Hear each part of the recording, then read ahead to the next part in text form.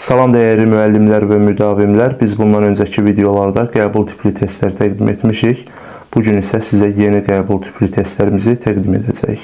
Demək, siz məndən öncə ekranı dayandıra işləyib, sonra nəticəyə baxa bilərsiniz ki, görək 5 sualdan neçə düzünüz çıxacaq. Əvvəlki videolarda demişəm, yenə xatırladıram, bu videolar tədris üçün nəzərdə tutulmuş qəbul tipli testlərdəndir.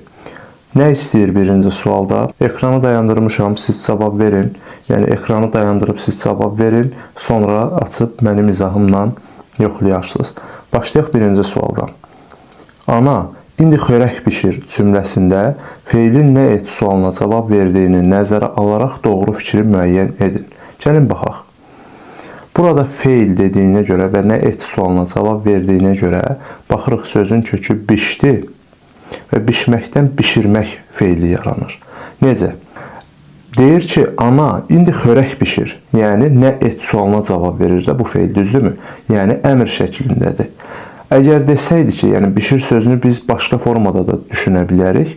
Götürürük ki, bişir. Ana, indi xörək bişir. Yəni, indiki zamanda bişir. İr burada zaman şəkilçisi olur. Bu zaman həmin o söz cavab verir, nə edir sualına. Nə edir? Əgər nə edir sualına cavab versəydi, o zaman sözün kökü biş, bişdən də ir də orada zaman şəkilçisi olardı. Baxın, sualın üzərində də ir var. Yəni, zaman şəkilçisi olmuş olardı. Ana, indi xörək bişir. Yəni, indiki zamanda bu bişir. Amma feilin nə et sualına cavab verdiyini nəzərə alsaq, bu zaman ir şəkilçisi həm leksik, həm də qrammatik ola bilir axı. Sözün kökü olur biş, bişməkdən də bişirmək feili. Bilirsiniz ki, feillərdə ir şəkilçisi, ümumiyyətlə şəkilçilərdən sonra maqmək şəkilçisi artıra bilirsinizsə, o şəkilçi olur leksik. İndi burada da bişirmək deyə bildiyimə görə, demək ki, ir orada leksikdir. Və nə et sualına cavab verdiyini nəzərə aldım. Yəni, zaman şəkilçili söz bilirsiniz ki, feilin xəbər şəklində olur. Xəbər şəkli.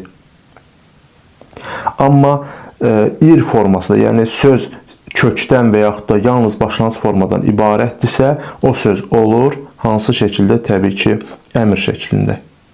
Əmr şəkli. İndi sözün əmr şəklində olduğunu nəzərə almaqla biz testi təhlil etməliyik. Çünki feilin nə et sualına cavab verdiyini görürük. Bu xüsusiləşmiş şərtdir. Yəni, şərt bu cürdə qarşınıza çıxa bilərdi ki, nə edir sualına cavab verən, yəni feilin nə edir sualına cavab verdiyini nəzərə alaraq doğru fikri müəyyən edin. Bu zaman artıq iri orada zaman şəkilçisi kimi düşünə bilərdiniz. Yəni, burada bir ipucu verim. Ir şəkilçisi həm də sualın tərkibində iştirak edir. Amma burada nə etin tərkibində o yoxdur. İndi gəlin baxaq. Mübtəda və xəbər arasında uzlaşma əlaqəsi gözlənilir. Bunun üçün ilk növbədə verilmiş cümləni sintaktik təhlil etmək lazımdır. Cümlənin xəbəri bişir sözüdür. Bişir nə edir? Cümlənin xəbəridir. Nəyi? Xörəyi cümlənin tamamlığıdır. Nə zaman? Zərflik. İndi də zərflikdir. Deyə bilərsiniz ki, bişir nə? Xörək. Amma burada diqqətli olmaq lazımdır.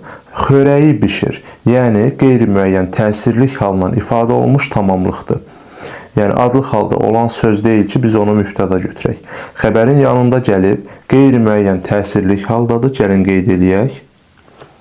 Qeyri-müəyyən təsirlik haldadır və tamamlıq vəzifəsindədir. Nəyi sualı, tamamlığın sualı olduğuna görə demək ki, demək ki, tamamlıq vəzifəsindədir. Ana sözü isə burada xitabdır. Özündən sonra xitabda vergül qoyulur. Yadınızda qalsın ki, xitab sintaktik təhlil zamanı təhlil edilmir. Eyni zamanda buraya ara sözlər də aiddir. Ana sözü adlı halda olsa da cümlədə sintaktik təhlil edilmir və buna görə də cümlə zərflik, tamamlıq və xəbərdən ibarətdir. Deməli, mübtəda olmadığına görə biz orada mübtəda ilə xəbər arasında uzlaşma əlaqəsini gözlənilib-gözlənilməməsi məsələsini görmürük. Bizə lazımdır doğru fikir olsun. Ona görə A variantını çıxıram. Adlı halda olan sözlə ifadə olunan cümlə üzvü yoxdur. Xörək sözü, əgər bu sözü, yəni adlı halda olan söz kimi düşünsəz, yanlışlıq eləyərsiniz. Çünki bu söz qeyri-müəyyən təsirlik haldadır. Və bu fikir doğrudur ki, adlı halda olan sözlə ifadə olunan cümlə üzvü yoxdur. İndi ana sözünü düşünə bilərdiniz ki, ana sözü burada adlı haldadır, bəli. Amma yəni burada adlı halda olan cümlə üzvü kimi çıxış etmir. Təbii ki, ana sözü adlı haldadır, lakin xitab olduğuna görə təhlil edilmir. Təhlil edilmədiyinə görə də cümlə üzvü hesab edilmir. Yəni sintaktik təhlil edilmir və ona görə də cümlə üzvü hesab edilmir. Yəni bu fikir tamamilə doğrudur. Xəbəri indiki zamanda olan feillə ifadə olunmuşdur. Əgər nə edir sualına cavab versəydi, o zaman ir orada zaman şəkilçisi olardı və C variantı doğru olardı. Mövcud vəziyyətdə isə, yəni nə et sualına cavab verən feil bişmək feilindən bişirmək feilidir, yəni əmr şəklindədir və xəbəri indiki zamanda olan feillə ifadə olunmayıbdır. Yəni bunun üzərində olan ir leksik şəkilçisidir, zaman şəkilçisi deyil. Bu fikir yanlışdır. Mübtəda vəzifəsində işlənən isim var. Mübtəda vəzifəsində xörək sözü işlənməyib, çünki burada xörək tamamlıq vəzifəsindədir. Və eyni zamanda ana sözü də xitab olduğuna görə təhlil edilmir, demək ki, mübtəda vəzifəsində deyil. Bu fikir də yanlışdır. Cümlədəki bütün sözlər quruluşca sadədir. Təbii ki, ana sözüdür, indi sözüdür, xörək sözüdür. Bu sözlər sadə sözlərdir, lakin bişir sözü nə et sualına cavab verdiyini nəzərə alsaq, bişmək feilindən bişirmək feili. Tərkibində leksik şəkilçisi var, yəni söz düzəltmə sözdür. Bütün sözlər sadədir dediyinə görə bu fikirdə yanlışdır. Düzəltmə söz də var. Bu tipli sual müəllimlərin işə qəbulu müsabiqəsinin test mərhələsində istifadə olunur. Yəni vurğu ilə bağlı məsələlər olan bu tipdə suallar olur. Ona görə çalışmışam ki, bu tiplərə də toxunum. Diqqətlə gedib 2026-cı ilin müəllimlərin işə qəbulu suallarına baxsanız, orada bir sual görəcəksiniz.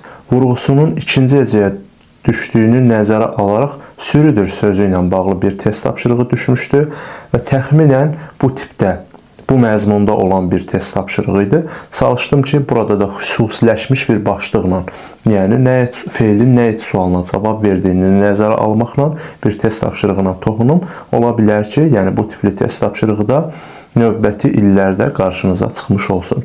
Eyni zamanda bu sualdan, yəni müəyyən bir hissələri sertifikasiyaya hazırlaşanlar da istifadə edə bilərlər və öyrənə bilərlər. Keçək ikinci test tapşırığımıza. Bir sözünün say kimi işləndiyi cümləni seçin. Baxırıq A variantına. Yəqin bir sən onu başa sala bilərsən. Burada say hesab etdiyimiz sözü yadınızda qalsın. Əgər say deyirsə, say nə verilib burada? 1. Bunu sayın digər növləri ilə, digər nümunələri ilə, məsələn 2 və yaxud da 5. Bax, bu sözlərlə əvəz eləyə bilsəm saydı. Əvəz eləyə bilməsəm o say deyil. Yəqin 5 sən onu başa sala bilərsən. Baxın, 1-i 5 ilə əvəz elədim. Əvəz eləyə bildimmi? Xeyr, əvəz eləyə bilmədim. 5 sən onu başa sala bilərsən nədir?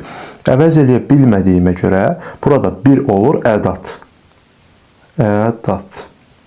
Sözün və ya cümlənin təsir gücünü artırmağa xidmət edən ədat olur. Biri mənə nə baş verdiyini izah etsin. Əgər cümlədə biri tipli söz işlənibsə, biz onu kimsə ilə əvəz eləyə biliriksə, demək ki, orada olan biri də əvəzlikdir.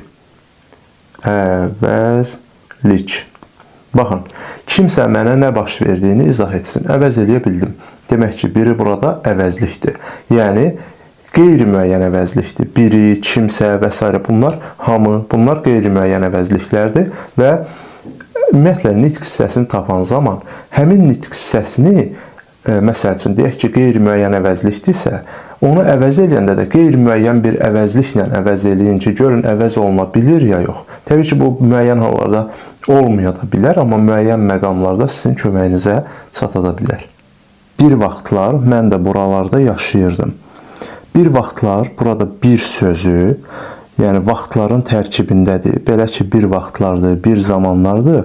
Bunlar mürəkkəb zərflərdir, bir vaxtlar. Yəni, bir mürəkkəb zərfin tərkib hissəsindədir. Ayrıca söz deyil, yəni mürəkkəb zərfdir. Mürəkkəb zərf. Ona görə bu variantı da götürə bilmirik. Məncə, bircə saat onu gözləsək, gəlib çıxacaq. 2cə saat. Məncə 2cə saat onu gözləsək, gəlib çıxacaq.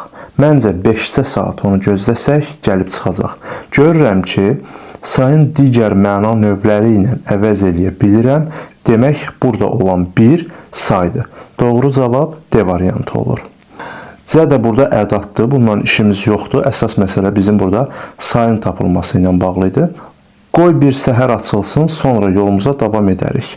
Deyə bilərikmi? Qoy 2 səhər açılsın, qoy 3 səhər açılsın, yolumuza davam edərik. Deyə bilmirik. Demək ki, bir burada nədir? Ədat. Ədat. Və eyni zamanda burada say neçə sualına cavab verir. Neçə? Gəlin baxaq. Məncə, bircə saat onu gözləsək gəlib çıxacaq. Neçə saat? Bircə saat. 2-cə saat, 5-cə saat. Görürük ki, sayın sualına cavab verir. Demək ki, elə saydır.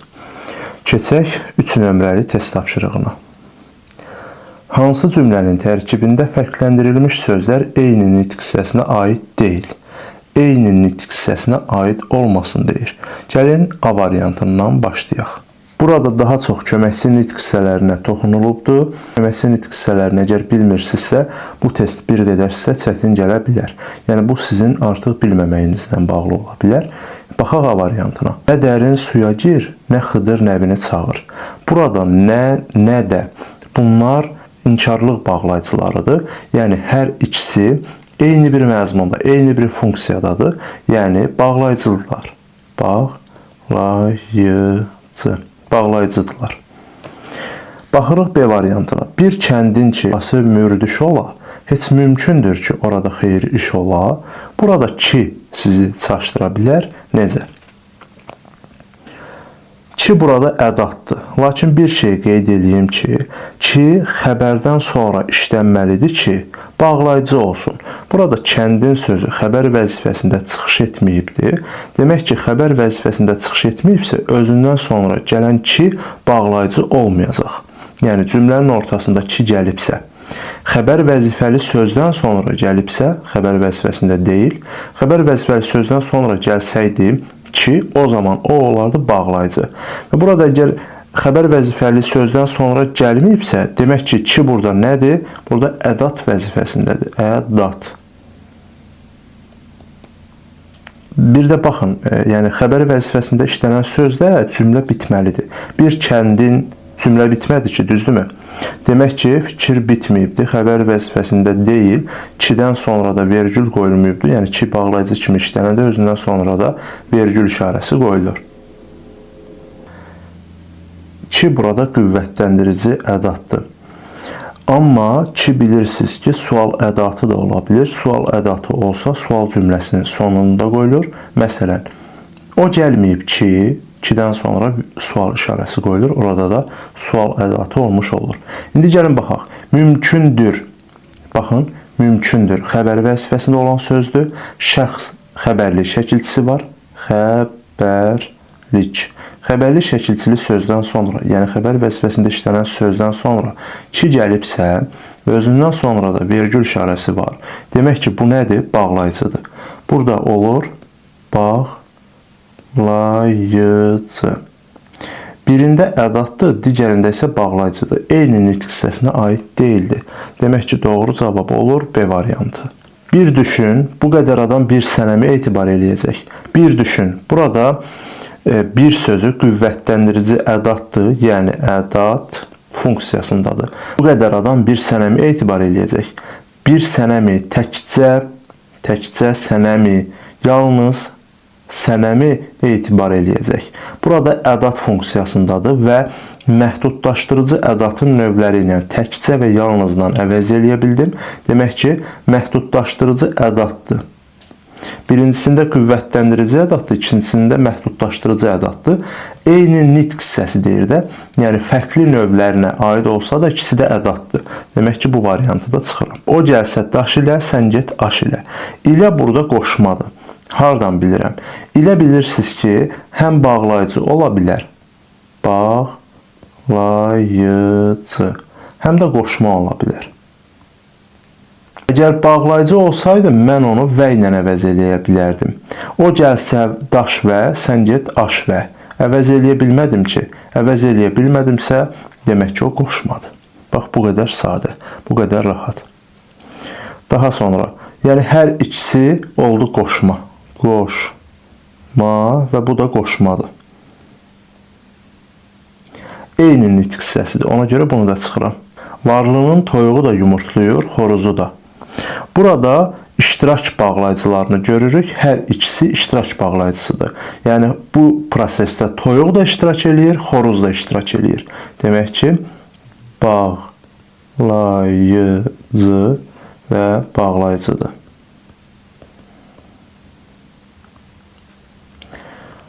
Doğru cavab oldu B variantı. Keçək 4 nömrəli test tapşırığına.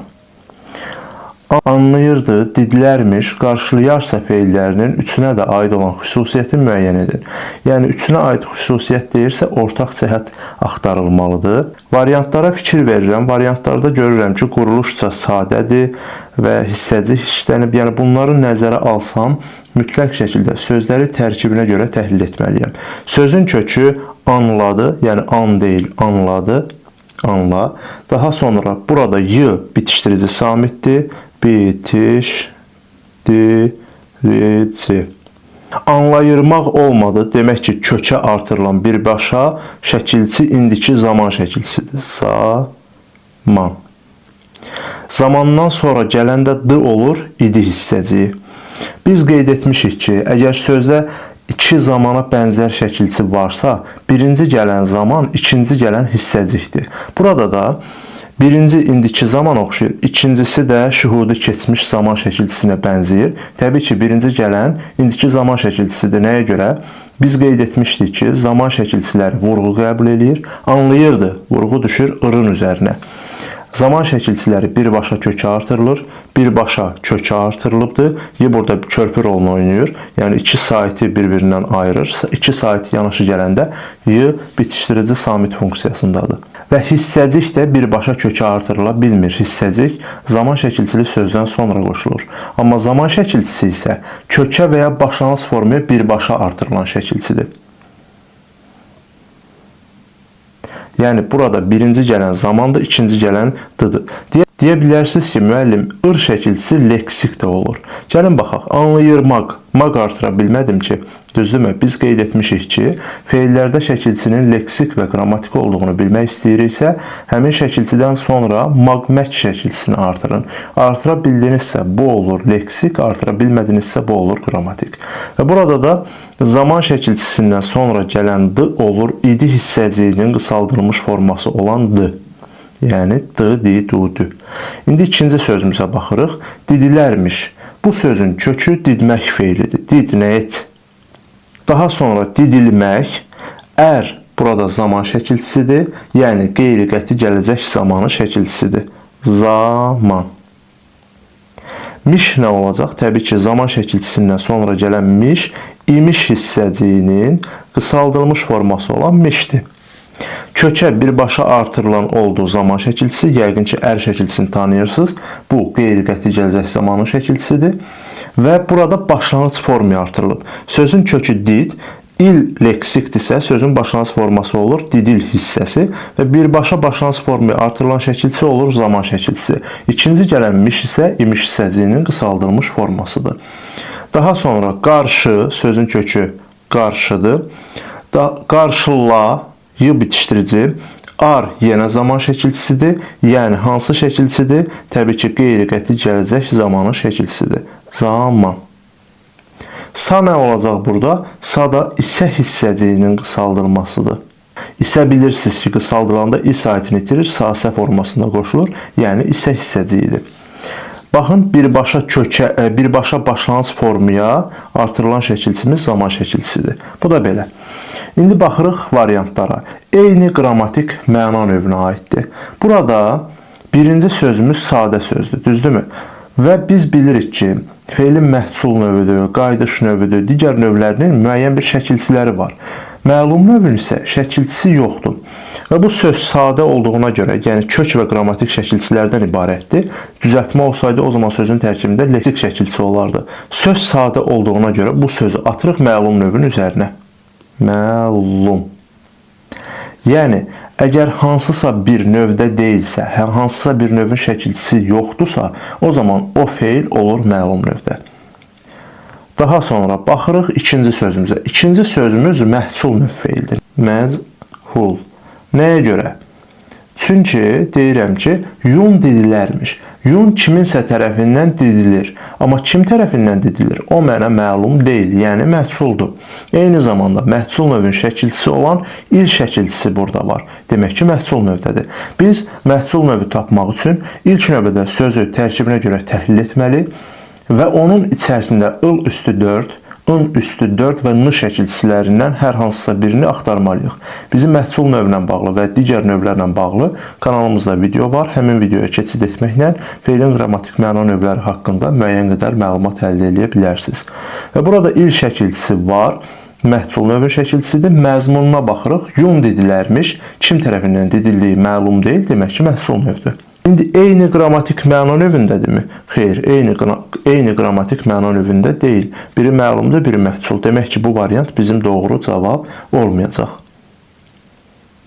Eyni zamana aid şəkilçi işlənmişdir. Birində indiki zaman şəkilçisidir, anlayırdı. İkincisində qeyri-qəti gələcək zaman, üçüncüsündə də qeyri-qəti gələcək zaman. Yəni, bu iki sözə görə götürə bilərdim. Amma birinci sözə görə eyni zaman şəkilçisində işlənmişdir, fikri yanlışdır. Eyni zamana aid şəkilçi işlənmişdir, fikri yanlışdır. Quruluşca sadədir. Birinci sözümüz sadədir, çünki kök və qrammatik şəkilçilərdən ibarətdir. İkinci sözün tərkibində leksik şəkilçi var, demək ki, söz düzəltmədir. Üçüncü sözümüzün tərkibində də leksik şəkilçi var, demək ki, bu sözdə düzəltmədir. Quruluşca sadə feildir, fikri də hər üçünə aid deyil. Daha sonra təsriflənməyən feildir. Təsriflənməyən feil olsaydı, baxın, təsriflənməyən feilin bir xüsusiyyətini deyim. Şəxsə və zamana görə dəyişmir. Və burada biz görürük ki, hər üç söz, birinci söz indiki zamanda, ikinci söz qeyri-qəti gələcək zamanda, üçüncü söz də qeyri-qəti gələcək zamandadır. Demək ki, zamana görə dəyişib. Ona görə bu feillər təsriflənən feillərdir. Təsriflənməyən feillər məsdər, feil, sifət və feili bağlamadır. Onlar da şəxsə və zamana görə dəyişə bilmir. Bu fikir də yanlışdır. Hər üçünə aid deyil. Ümumiyyətlə aid deyil. Hissəciklərlə işlənib. Birincisində d, yəni idi hissəciyidir. İkincisində miş, yəni imiş hissəciyidir. Üçüncüsündə isə sa, yəni isə hissəciyidir. Bu haqda məlumat verdik. Demək ki, bu fikir doğrudur. Doğru cavab E variantı olur. Keçək 5 nömrəli test tapşırığına. 5 nömrəli test tapşırığı da yenə feillə bağlıdır və kifayət qədər rahat bir test tapşırığıdır. Qeyd edeyim ki, dəyərli müəllimlər, yəqin ki, bu video sizlərə faydalı olur. Video sizlərə faydalı olursa, videonu bəyənin, rəy yazın və eyni zamanda videonu paylaşmağı unutmayın. Ən əsası isə kanalımıza abunə olmağı yaddan çıxarmayın. İmiş hissəciyi işlənmiş feilləri müəyyən edin. İmiş hissəciyinin işləndiyi variant lazımdır. Birinci seçimdə çox maraqlı bir nümunə verilibdir və biz bu sözə ilk baxışdan təhlil etmədən baxsaq, sözdə ir zaman şəkilçisini görərik, ikincisinin isə imiş hissəciyi olduğunu düşünərik. Necə? Biz qeyd etmişik ki, kökə və başlanğıc formaya artırılan birinci şəkilçi zaman olur, ikincisi əgər zamana bənzəyirsə, o isə hissəcik olur. Yəni, bu formada düşünüb yanlışlıq edə bilərsiniz. Nəyə görə? Çünki sözün kökü cəhd deyil. Bu sözün kökü cəhd deyil, gətirdir. İr düşdü kökün tərkibinə. Demək ki, ir orada şəkilçi deyil. Nə etmək lazımdır? Təbii ki, bu tipli testlərdə sözü tərkibinə görə təhlil etmək vacib şərtdir. Əgər tərkibinə görə təhlil etməsək, imtahan həyəcanından, o imtahan atmosferindən biz burada yanlışlıqla iri zaman şəkilçisi düşünəcək və beləliklə imiş hissəciyi olduğunu düşünüb biri götürəcək və bu da yanlışlığa gətirib çıxaracaq. Çünki burada miş zaman şəkilçisidir, yəni keçmiş zaman. Keçmiş zaman. Yəni burada miş imiş hissəciyi deyil. Ona görə də bir olan variantları mən doğru cavablar sırasından, doğru cavab sırasından çıxarıram. İndi baxırıq ikinci sözümüzə. İkinci sözümüzdə kifayət qədər maraqlı bir sözdür. İtmək feili var dilimizdə. Yəni o it, hansı ki hürən it bu anlamda deyil. İtmək feili var dilimizdə. Və biz qeyd etmişik ki, sözdə iki ir yanaşı gəlirsə, birinci ir leksik olur. İtirmək, ir, ikinci gələn isə zaman şəkilçisi olur. İndiki zaman. İndiki zaman. Və burada zaman şəkilçisindən sonra miş gəlibdir. Bu miş nə olur? Qeyd etmişik ki, zaman şəkilçisindən sonra gələn miş olur imiş hissəciyi, imiş. Və biz qeyd etmişdik ki, bir sözdə iki zaman ola bilməz. Yəni bir söz iki zamanda ola bilməz. Əgər orada imişi, yəni mişi nəqli keçmiş zaman hesab eləyirsinizsə, yanlışlıq eləyirsiniz. Yəni bir sözdə həm indiki, həm də keçmiş zaman ola bilməz. Bir söz ya indiki zamandadır, ya da keçmiş zamandadır. Bəs yaxşı, burada imiş nədir? Demək ki, imiş hissəciyidir. Sən də xəbərli şəkilçisidir. İndi burada imiş varmı? Var. Zaman şəkilçisindən sonra gəlibdir. Yəni hissəcikdir. İkini götürəcəyəm. İki olmayan variantı da çıxıram və qalıram iki variant arasında. İtiribmiş. Bu sözün kökü yenə itmək feilidir. İtirmək feili. İp burada nəqli keçmiş zamanın şəkilçisidir. Əgər şəkilçiləri yaxşı tanıyırsınızsa, o zaman bu test sizə çətin gəlməyəcək. Yox, əgər çətin gəlirsə, demək ki, mövzu ilə bağlı müəyyən məqamları, hansı ki, asan məqamları, lazımi məqamları bilmirsiniz. Əgər bilmirsinizsə, təbii ki, kanalımızda axtarıb həmin mövzunu yaxından izləyə bilərsiniz. İp burada olur nə? Təbii ki, nəqli keçmiş zaman. Nəqli keçmiş zaman. Əgər birinci gələn zaman şəkilçisidirsə, demək ikinci gələn də imiş hissəciyidir. İmiş. Yəni birinci zaman gəlir, sonra hissəcik gəlir. Üçü də götürürəm. Üçü götürürəmsə, A variantını çıxıram və doğru cavabım olur B variantı. Bəzən müəllimlərin işə qəbulu imtahanında, həm də sertifikasiya imtahanında variantları çıxdaş etməklə də tapa bilərsiniz. Hansı ki, test tərtibçiləri həmin testləri bəzən zamana uyğun formada, elə formada yığırlar ki, yəni siz orada biri məsəl üçün düşündünüz ki, bir şərtə uyğun deyil, o zaman iki variant sıradan çıxır. Yəni variantların sayı 3-ə düşmüş olur. 3 variant arasında seçmək rahatdır, yoxsa 5 variant arasında? Təbii ki, 3 variant arasında. Demək, qarşınızda A4 vərəqi olur. Həmin vərəqdə, məsələn, qeyd edə bilərsiniz ki, C variantı ilə E variantı doğru cavab ola bilməz. Bu getdi. Qalırsınız 3 variant arasında və gəlib 3-cü seçimi belə deyək də təhlil edəndə artıq məcburən siz orada 3-ün olduğunu dəqiq düşünürsünüz ki, 3 mütləq olmalıdır. Əgər 3 mütləq olmalıdırsa, baxırsınız A variantına. A variantında 3 yoxdur. Demək ki, bu variant mənim doğru cavabım ola bilməz. Bax, bu formada təhlil etməklə testləri imtahan zamanına uyğun formada yerinə yetirə bilərsiniz. İndi baxırıq 4-cü seçimə. 4-cü seçimdə yenə də ilk baxışdan ir şəkilçisini zaman şəkilçisi kimi düşünsəz, yanlışlıq eləyərsiniz. Sözün kökü gətirdir. Yəni, gət sözü yoxdur dilimizdə. Gətir sözüdür. Gətirmək sözündən ər şəkilçisi, ər nəyin şəkilçisidir? Təbii ki, qeyri-qəti gələcək zamanın şəkilçisidir. Qeyri-qəti gələcək zaman. Sonra burada nə var? Miş var. Zaman şəkilçisindən sonra gələn miş nə olurdu? Təbii ki, imiş hissəciyinin qısaldılması. Demək ki, burada nə var? İmiş hissəciyi var. Və 4-ü də götürürəm və beləcə doğru cavab olur. Təbii ki, 2, 3 və 4. İndi baxırıq 5-ə. İndi 5-i izah etmək məqsədi ilə mən mütləq şəkildə baxmalıyam. Sözün kökü itmək feilidir. İtirmək feili. Miş nə olacaq burada? Təbii ki, miş burada keçmiş zamanın şəkilçisidir. Deyə bilərsiniz ki, müəllim, burada ir birinci gəldi də, yəni indiki zamandadır. Zaman şəkilçisindən sonra gələn miş də imiş olmalıdır. Görün, burada mən iri qrammatik şəkilçisimi götürdüm. Zaman şəkilçiləri qrammatik şəkilçilərdir. Əgər itmək sözündən sonra itirmək deyə bilirəmsə, yəni maqmək artıra bilirəmsə, burada ir leksik şəkilçisi olur. Yəni zaman şəkilçisi olmaqdan çıxır.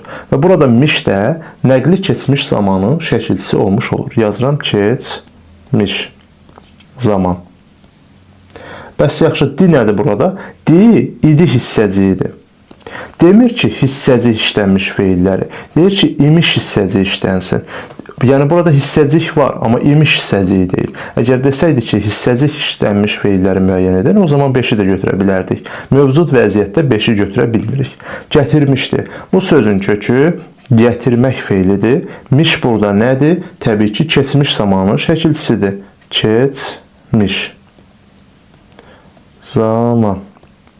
Dinədir, gətirmiş idi. Yəni idi hissəciyinin qısaldılmasıdır. Altını da götürmürük. Doğru cavab oldu B variantı. Belə dəyərli müəllimlər, yəqin ki, bu video sizlərə faydalı oldu. Video sizlərə faydalı oldusa, videonu bəyənməyi, rəy yazmağı və eyni zamanda videonu paylaşmağı unutmayın. Əgər hələ də kanalımıza abunə deyilsinizsə, kanalımıza abunə olaraq da bizə dəstək ola bilərsiniz. Son olaraq qeyd edeyim ki, sentyabr ayında sertifikasiya imtahanına hazırlaşanlar üçün, yəni ibtidai sinif müəllimləri üçün dərs qruplarımız açılır. Həmin qruplara qeydiyyat davam edir. Hazırda müəllimlər qeydiyyatdan keçibdir və siz də qeydiyyatdan keçmək istəyirsinizsə, ekranda göstərilən nömrəyə, yəni 055 623 1303 nömrəsinə WhatsApp-da yaza bilərsiniz. Həmin nömrəyə yazmaqla dərs qruplarımız haqqında ətraflı məlumat əldə edə və eyni zamanda qeydiyyatdan keçə bilərsiniz. Qısa olaraq qeyd edeyim ki, siz bizim dərs qruplarımıza qoşulmaqla nələr əldə edəcəksiniz? Bütün mövzuların izahını, yəni Zoom platforması vasitəsilə mövzular izah olunacaq. Daha sonra həmin mövzuya uyğun Dövlət İmtahan Mərkəzinin test toplusundan testlər, tapşırıqlar yerinə yetiriləcək. Həftəlik və aylıq sınaq imtahanları təşkil olunacaq. Daha sonra xüsusi mətn tapşırıqları nəzərdə tutulub ki, onlar sizlərə təqdim olunacaq. Yəni bu formada daha ətraflı məlumat üçünsə qeyd etdiyim nömrəyə yazaraq ətraflı məlumat əldə edə, eyni zamanda qeydiyyatdan da keçə bilərsiniz. Sağ olun, gələn videolarda görüşənə qədər. Hələlik.